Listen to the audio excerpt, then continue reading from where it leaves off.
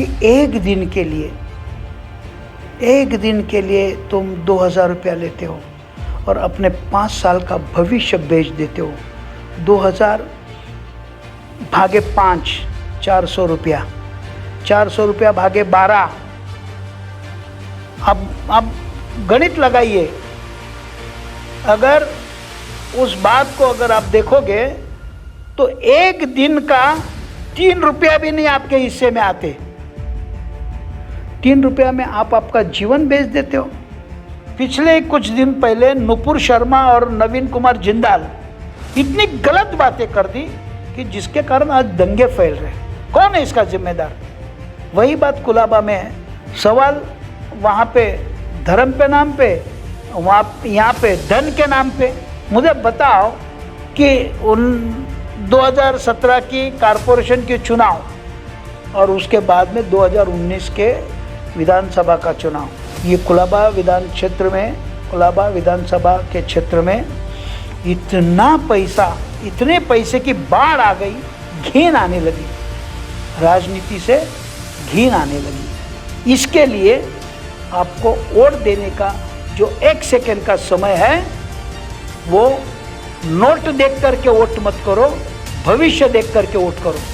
अमजद और आनंद साथ चलते थे, रेखा और जो रेहाना साथ एक दूसरे के घर की सब्जी तरकारी, ईद के दिन शीरकुरमा, बिरयानी या दिवाली के दिन करंजी, चकलियाँ, सेवई, ये एक दूसरे के घर जाती थी। मगर अब तो लोगों को ना महंगाई से संबंध है, ना लोगों को रोजगार से संबंध है। लोगों को तो बस चाहिए अयोध्या, लोगों को तो बस चाहिए ज्ञानव्यापी मस्जिद, लोगों को तो चाहिए 370, लोगों को चाहिए हिजाब। ये सब बातें जिससे न देश का कुछ भला होने वाला है। और हाल ही में कुछ दिन पहले, मेरे ख्याल से अगर मैं गलती नहीं करता हूँ तो 2017 का महानगर पालिका का चुनाव होने के बाद वन विभाग के लोग, फॉरेस्ट डिपार्टमेंट के लोग वहाँ पर तोड़क कार्रवाई करने आए। ना तो वहाँ एमएलए मौजूद था, ना तो वहाँ के पार्षद यानी नगर सेवक, कारपोरेटर मौजूद थे। लोग तितर बितर पागलों के तरह रास्ते पे भटक रहे थे और पूछ रहे थे कौन बचाएगा हमें। कोई बचाने नहीं आया था। 1995 को जिसका जन्म नहीं हुआ था, आज वो वोटर है। आज वो वोटर, उसको क्या पड़ी है कुलाबे की समस्या से, कुलाबे की तकलीफ़ों से? कुछ नहीं, उसको तो मज़ा मस्ती। दूसरी बात, लोगों को पता नहीं है आज़ादी हमें कैसी मिली है। लोगों को तो पता यही है कि हमको 2000 की नोट कौन देता है। आज आप जो प्रश्न पूछ रहे हैं, एक विशिष्ट संगठन, मैं नाम लेता हूँ, भारतीय जनता पक्ष, उनके जो अलग अलग अम्ब्रेला संगठन है, जैसे आरएसएस हो, विश्व हिंदू परिषद हो, वनवासी कल्याण हो, आदिवासी कल्याण हो, ये अलग अलग जो अखिल भारतीय विद्यार्थी परिषद हो, ये अलग अलग संस्था के माध्यम से ये लोगों के दिमाग में कुछ गलत बातें डालते हैं, लोगों को गुमराह करते हैं।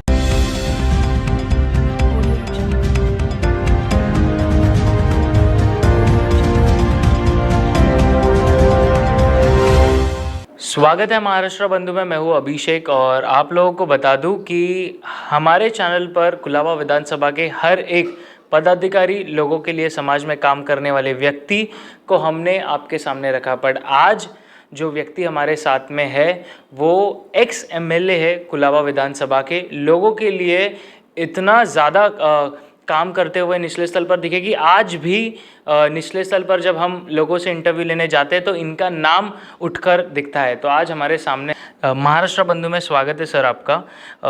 आप हमारे दर्शकों को फर्स्ट टाइम हमारे इस प्लेटफॉर्म पर आए हो सर। दर्शकों को क्या कहना चाहेंगे, फिर हम इंटरव्यू स्टार्ट कर।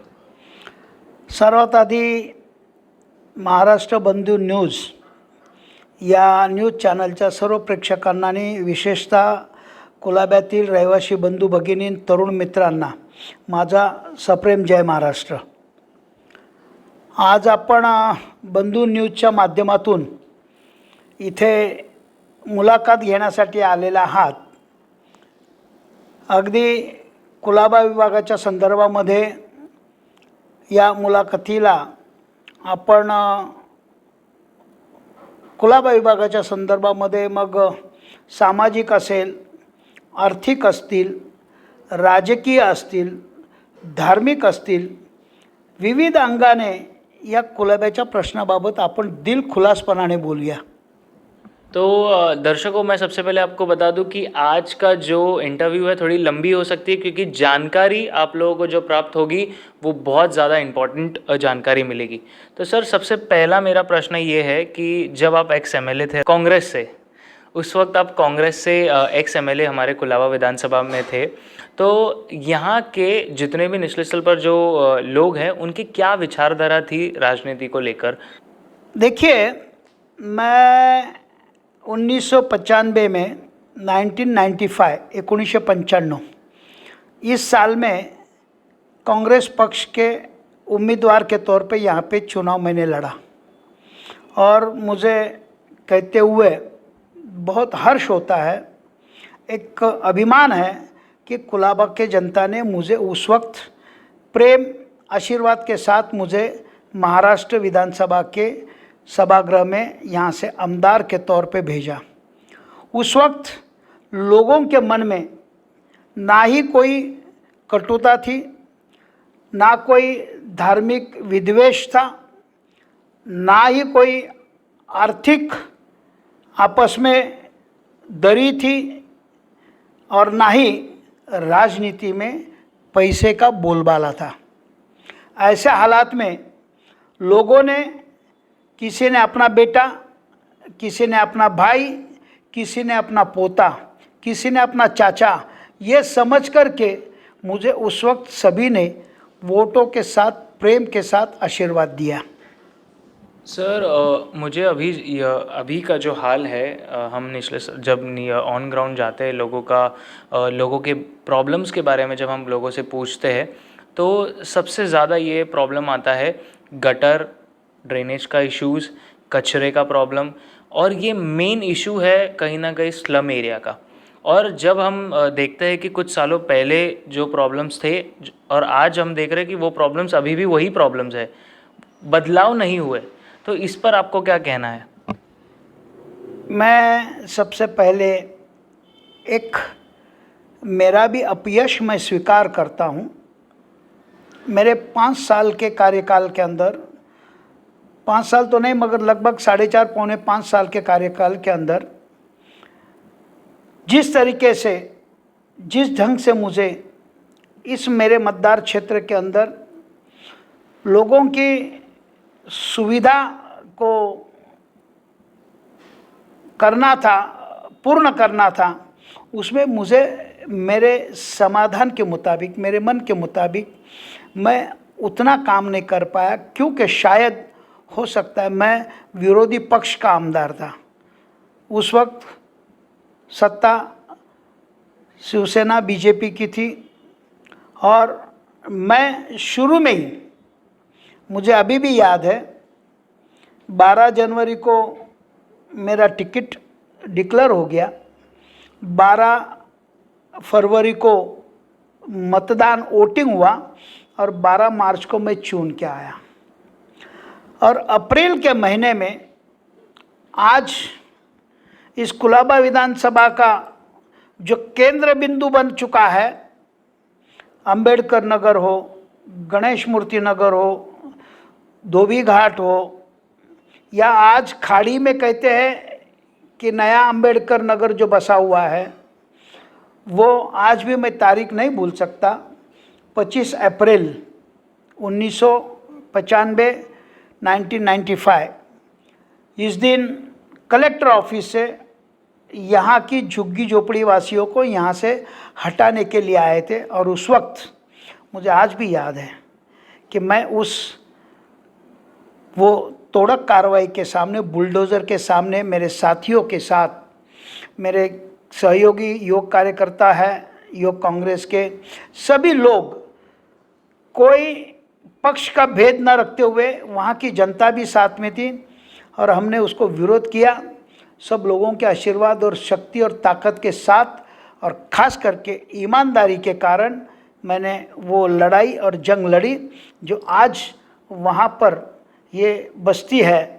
बस दुख इस बात का है कि वहाँ पे जितनी नागरिक सुविधा देनी चाहिए थी वो पूरी तौर पे मैं दे नहीं पाया, मगर दुख में सुख की बात, जितना मैं कर सका उतना करने का प्रयास किया और पूरा किया। आपको एक मिसाल मैं देना चाहता हूँ।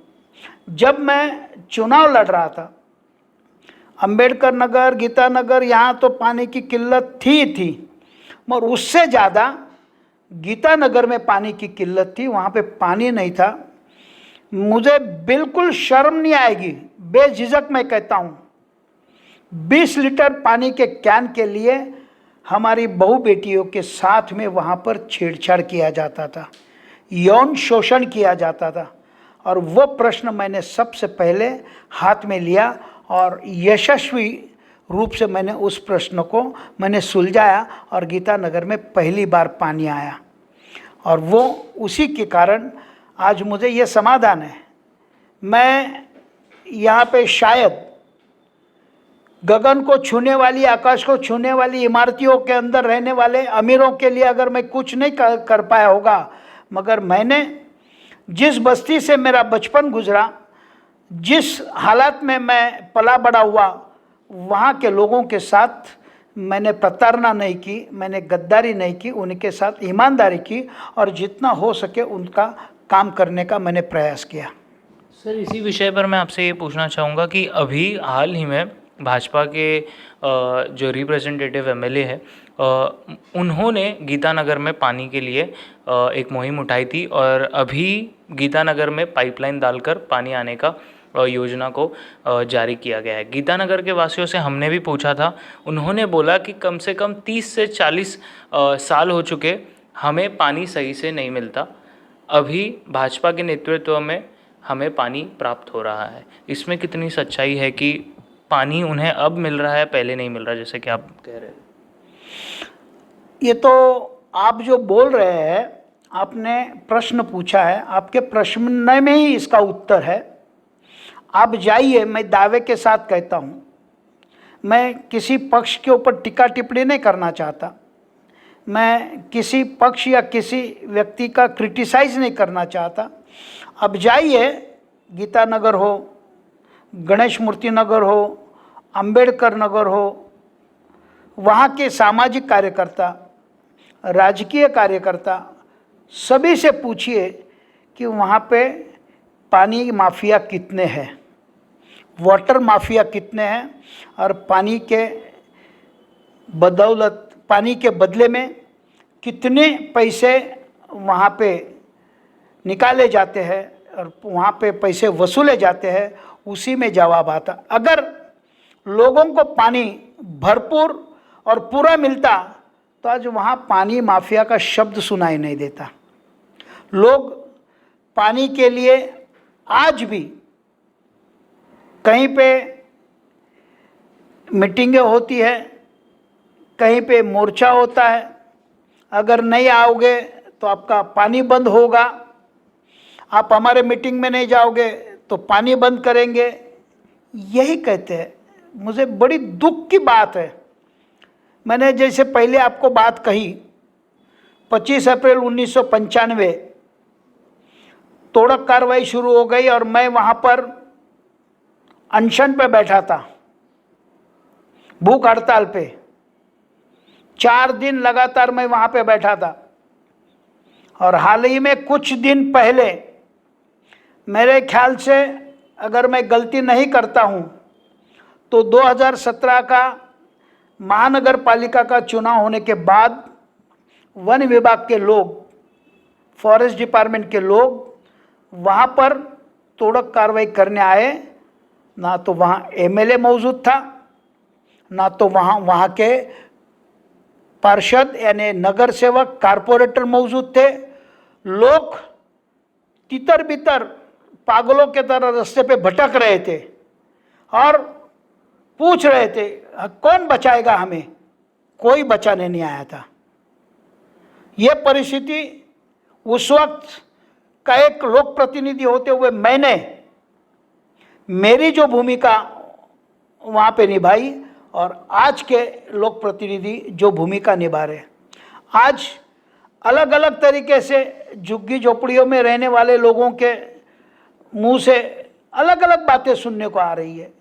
कहीं पानी के नाम पे पैसा वसूला जाता है, कहीं संडास के नाम पे पैसा वसूला जाता है, कहीं तो मेडिकल का एडमिशन देने के नाम पे पैसा वसूला जाता है, शिक्षा के नाम पे पैसा वसूला जाता है। और मैं स्वाभिमान से एक बात कहता हूँ, मेरे कार्यकाल के अंदर एक भी पानी माफिया ने जन्म नहीं लिया था। वहाँ पे एक हादसा भी हुआ था, गणेश मूर्ति नगर पार्ट नंबर 3। किसी एक व्यक्ति ने, मैं नाम नहीं लूँगा, महिला कार्यकर्ता ने वहाँ पे लोगों के साथ पानी के ऊपर कुछ गलत करने की कोशिश की। ये बात सही है, उस महिला कार्यकर्ता ने मेरे चुनाव में बहुत सारी मेहनत की थी मुझे विजयी बनाने के लिए, मगर उस वक्त मैंने खुल के पब्लिक के सामने, आम पब्लिक में, आम जनता में उस महिला कार्यकर्ता को विरोध किया और लोगों के लिए पानी वहाँ खुला करके दिया। और ये कहा था मैंने कि यहाँ पे छोटी मोटी मरम्मत होगी 2-4-5 हज़ार, उस ज़माने में 27 साल पहले, तो मैं अपने जेब से करूँगा। अगर ज़्यादा खर्चा लगे तो मैं अपने फंड से करूँगा, मगर लोगों को पैसे लेकर पानी बेचने का पाप मैं नहीं करूँगा और मेरे कार्यकाल में किसी को नहीं करने दूँगा। ये तो बात हो गई सर पानी माफिया की। हमें बहुत ज़्यादा अच्छा जानकारी मिला सर पानी माफिया के बारे में। और दर्शकों, अगर आप लोगों को ये जानने का इतना अच्छा मौका मिला है कि मैं आप लोगों को कहना चाहूँगा, अगर इतिहास नहीं पता है तो मेरी बात सुनिए, जो इतिहास को जानता है वही इतिहास रचाता है। तो एक हमें मौका मिला है इतिहास के बारे में जानने का। तो इसी से मुझे सर आपसे ये पूछना है कि अभी बात आ जाती है कि कुलाबा विधानसभा पहले कांग्रेस गढ़ माना जाता था और अभी कहीं ना कहीं कांग्रेस का उतना प्रभाव नहीं है, पर कुलाबा विधानसभा बीजेपी गढ़ माना जाता है। तो इस पर आपकी क्या विचार है, हमें बताएंगे? देखिए, राजनीति हो या कोई भी चीज़ हो, हर क्षेत्र में स्थित्यंतर होते रहता है, बदलाव होते रहता है, परिवर्तन होता है। कांग्रेस एक ज़माने में था, आज़ादी की जंग में लड़ने वाली एक संगठन करके लोग साथ में थे। उसके बाद चेंजेस आने लगा। उस वक्त कोई जाति धर्म नहीं था, कुछ नहीं था। अब राजनीति धर्म और जाति के नाम पे चलने लगी। दूसरी बात, अब वो मतदार हो चुके हैं। अब मैं मेरा उदाहरण देता हूँ। 1995 को जिसका जन्म नहीं हुआ था, आज वो वोटर है। आज वो वोटर, उसको क्या पड़ी है कुलाबे की समस्या से, कुलाबे की तकलीफ़ों से? कुछ नहीं, उसको तो मज़ा मस्ती। दूसरी बात, लोगों को पता नहीं है आज़ादी हमें कैसी मिली है। लोगों को तो पता यही है कि हमको 2000 की नोट कौन देता है, लाल वाली नोट हमको कौन देता है, और कौन अशफाक को गाली दे के अशोक को भड़काता है। अब राजनीति इसके इर्द गिर्द घूमने लगी है। और कांग्रेस की भूल ये रही कि जो तरुण वोटर्स नया बनते जा रहा है, स्कूल कॉलेज से जो तरुण वोटर 18 साल, भारत के माननीय प्रधानमंत्री स्वर्गीय राजीव गांधी जी, इन्होंने जो निर्णय किया, देश का भविष्य और देश का सत्ता करने का अधिकार नौजवानों के हाथ में सौंपने का अधिकार, 18 वर्ष के जवान को जो मतदान का अधिकार दिया, वो अधिकार दिया, अच्छी बात है। पर उस बात के ऊपर, उस मुद्दे के ऊपर जितना कंसंट्रेट करना था उतना कर नहीं पाए। और आज आप जो प्रश्न पूछ रहे हैं, एक विशिष्ट संगठन, मैं नाम लेता हूँ भारतीय जनता पक्ष, उनके जो अलग अलग अम्ब्रेला संगठन है, जैसे आरएसएस हो, विश्व हिंदू परिषद हो, वनवासी कल्याण हो, आदिवासी कल्याण हो, ये अलग अलग जो अखिल भारतीय विद्यार्थी परिषद हो, ये अलग अलग संस्था के माध्यम से ये लोगों के दिमाग में कुछ गलत बातें डालते हैं, लोगों को गुमराह करते हैं। और छोटा बच्चा या नौजवान, ये गीली मिट्टी होती है ना, मिट्टी अगर गीली होती है, उस मिट्टी को उस वक्त जैसे आप आकार देना चाहोगे वैसे वो बन जाती है, और उसको आकार देने का गलत काम भाजपा ही कर रहे। आप मुझे बताओ, 1992 के पहले कहीं भी हिंदू मुस्लिम, दो दोस्तों के अंदर, दो पड़ोसियों के अंदर कभी एक दूसरे के बारे में कभी शक, कभी संशय, कोई वहम था क्या? कुछ नहीं था। अमजद और आनंद साथ चलते थे, रेखा और जो रेहाना साथ एक दूसरे के घर की सब्जी तरकारी, ईद के दिन शिरकुरमा बिरयानी, या दिवाली के दिन करंजी चकलियाँ सेवई, ये एक दूसरे के घर जाती थी। मगर अब तो लोगों को ना महंगाई से संबंध है, ना लोगों को रोजगार से संबंध है। लोगों को तो बस चाहिए अयोध्या, लोगों को तो बस चाहिए ज्ञानव्यापी मस्जिद, लोगों को तो चाहिए 370, लोगों को चाहिए हिजाब। ये सब बातें जिससे न देश का कुछ भला होने वाला है। दुर्दैव है, पिछले कुछ दिन पहले नुपुर शर्मा और नवीन कुमार जिंदाल इतनी गलत बातें कर दी कि जिसके कारण आज दंगे फैल रहे। कौन है इसका जिम्मेदार? वही बात कुलाबा में है। सवाल वहाँ पे धर्म पे नाम पे, वहाँ यहाँ पे धन के नाम पे। मुझे बताओ कि उन 2017 की कारपोरेशन के चुनाव और उसके बाद में 2019 के विधानसभा का चुनाव, ये कुलाबा विधान क्षेत्र में, कुलाबा विधानसभा के क्षेत्र में इतना पैसा, इतने पैसे की बाढ़ आ गई, घिन आने लगी, राजनीति से घिन आने लगी। तो ये पैसे का कमाल है। तो आपको लग रहा है कि विकास नहीं हो रहा, अभी पैसे बट रहे हैं, मतलब यानी कि ये कहीं ना कहीं कहना है? आप बताइए ना, ये पानी का नल, कितने दिन तक तुम पानी के नल के ऊपर राजनीति करोगे? कितने दिन तक आप संडास के मसले पे राजनीति करोगे? कभी तो यार उसका अंत करो, कभी तो ख़त्म करो। मैं मेरे प्रचार के दौर में घूमता था, मुझे अपने आप पे शर्म महसूस होती थी। 15-15, 20-20 स्क्वायर फुट के भी झोंकी झोपड़ी, ये मांडी पे बच्चा रो रहा है और यहाँ पे चूल्हे पे रोटी सेक रही है वो बहन, मैंने वो देखा है। जो मूलभूत समस्या है वहाँ पे किसी का ध्यान नहीं है। अभी एक नई बीमारी दुर्दैव के कारण हमारे झुग्गी झोपड़ी में पनप रही है, रीडेवलपमेंट। आज एक डेवलपर आता है, कल दूसरा आता है, परसों तीसरा आता है। हमको तो ये बातें सुनने में आ गई है, मुझे आती है कि यहाँ के कैंडिडेट भी स्पॉन्सर या डेवलपर करने लग गए हैं। कैंडिडेट यानी कि पब्लिक रिप्रेजेंटेटिव। कैंडिडेट का मतलब उम्मीदवार।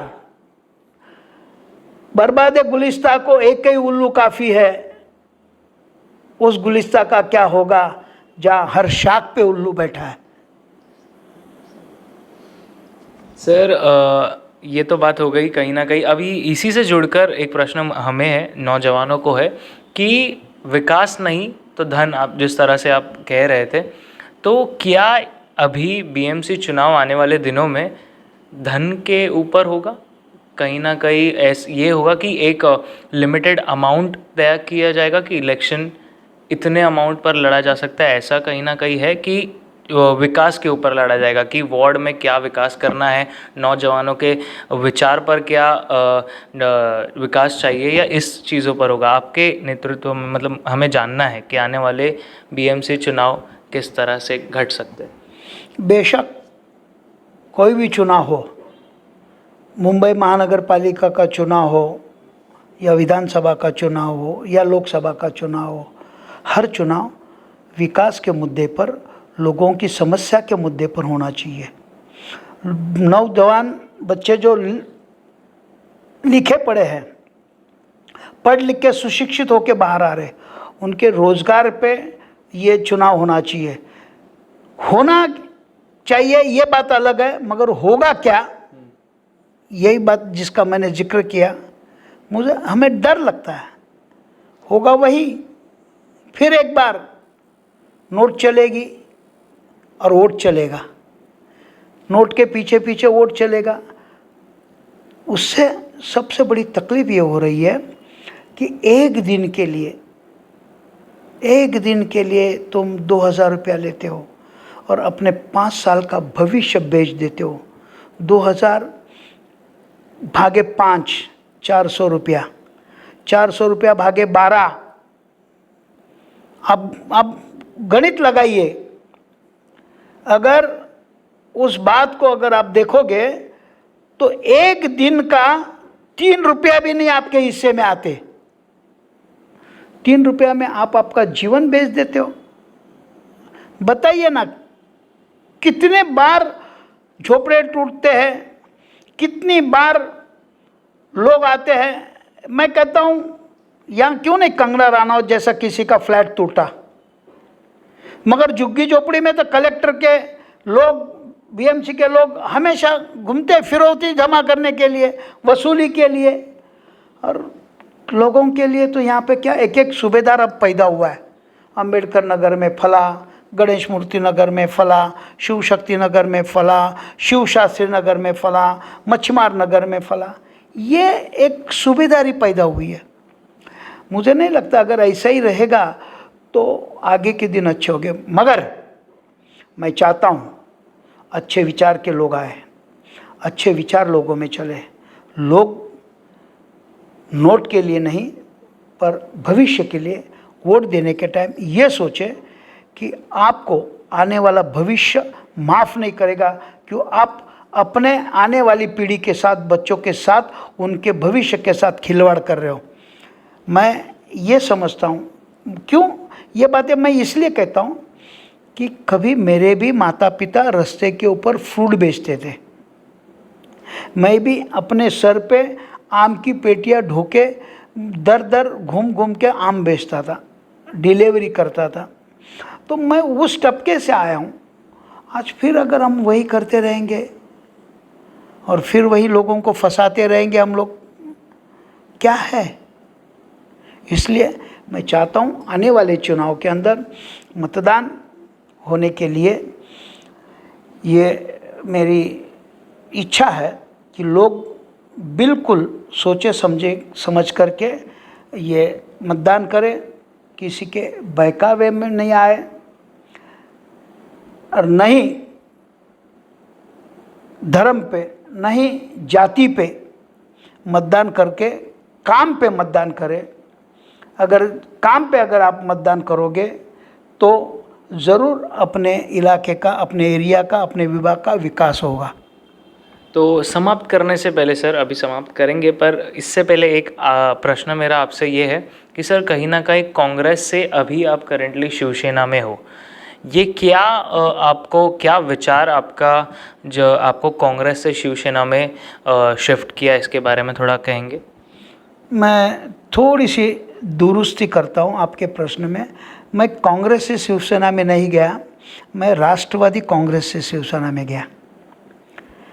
2019 के चुनाव में ये राष्ट्रवादी में मैं मुंबई शहर का उपाध्यक्ष था और हमने देखा मुंबई शहर के लिए अगर प्रामाणिकपना से, ईमानदारी से काम करने वाली कोई संगठन हो, सामान्य आदमी के लिए, सामान्य जनता के लिए, वो शिवसेना है।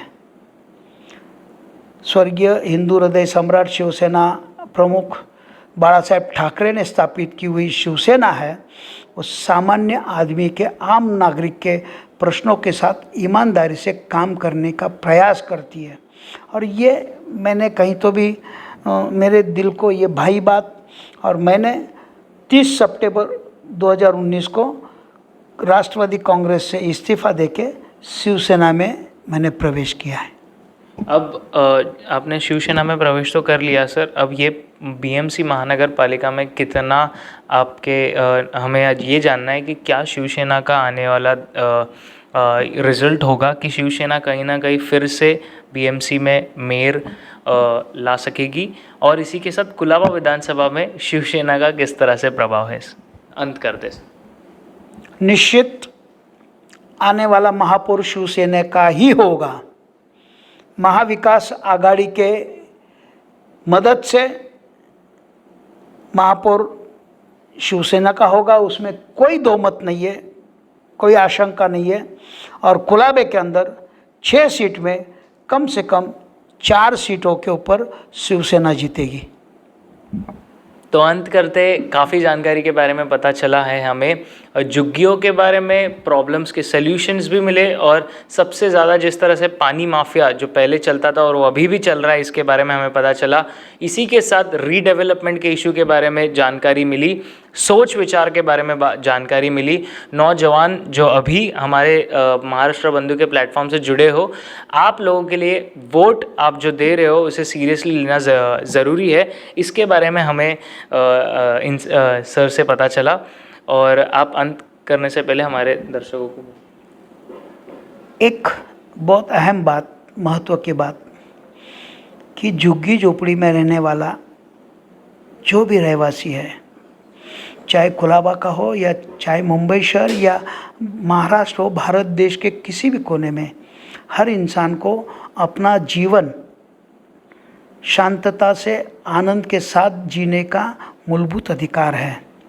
लोग मजबूरी के कारण झुग्गी झोपड़ी में रहते हैं, किसको शौक़ नहीं है कि झुग्गी झोपड़ी में रहे। तो ये बात ये निश्चित है कि झोपड़पट्टियों का विकास होना चाहिए, पुनर्विकास होना चाहिए। स्वर्गीय बाला साहेब ठाकरे ने जो सपना देखा था झुग्गी झोपड़ी धारक को मुफ्त में घर दिया जाए, वो यशस्वी होना चाहिए, और यशस्वी होगा इसमें मेरे मन में आशंका नहीं है। सिर्फ इसका राजनीति के लिए गलत उपयोग नहीं होना चाहिए, बस इतना ही कहता हूँ। मगर फिर एक बार मैं इस मुद्दे पे कायम हूँ कि चाहे गीतानगर हो, चाहे गणेश मूर्ति नगर पार्ट नंबर 1, 2, 3 हो, चाहे खाड़ी हो, अम्बेडकर नगर हो, चाहे गणेश मूर्ति नगर तो हो, चाहे शिव शक्ति नगर, शिव शास्त्री नगर, मच्छीमार नगर, यहाँ पे भी लोग बड़ी बिल्डिंगों में आए, अपना खुद का जो भी शासन के माध्यम से 250 हो, 300 हो, 350 हो, जो भी है, अपना घर मिले। मैं तो चाहता हूँ, मैं मांग करता हूँ कि सामान्य लोगों को जैसे बीडीडी चाल में आप 500 स्क्वायर फीट, 550 स्क्वायर फीट का घर देते हो, तो यहाँ पे भी हमारे झुग्गी झोपड़ी धारकों को भी 500 स्क्वायर फीट का घर मिलना चाहिए, और वो भी सर्व सुविधा और सोई युक्त मिलना चाहिए। यही मैं अंत में कहना चाहूँगा। इसके लिए आपको वोट देने का जो 1 सेकंड का समय है, वो नोट देख करके वोट मत करो, भविष्य देख करके वोट करो। सर बहुत अच्छा लगा आपसे ये जिस तरह से हमने वार्तालाप किया, और अगर हम बैठे तो पूरी रात बीत जाएगी, हम आपका सुनते रहेंगे। समाप्त करते हैं। अगर हमारा ये विश्वास है कि आपको ये इंटरव्यू जो है विस्तार में लिया गया, आपको अच्छा लगेगा। अगर महाराष्ट्र बंधु के प्लेटफॉर्म से जो भी जानकारी आपको मिल रहा है वो अच्छी लगी तो चैनल को लाइक कीजिए, शेयर कीजिए, कमेंट कर बताइए कि विषय पर जिस तरह से बातचीत हुई वो कैसे लगा। बने रहिए महाराष्ट्र बंधु के।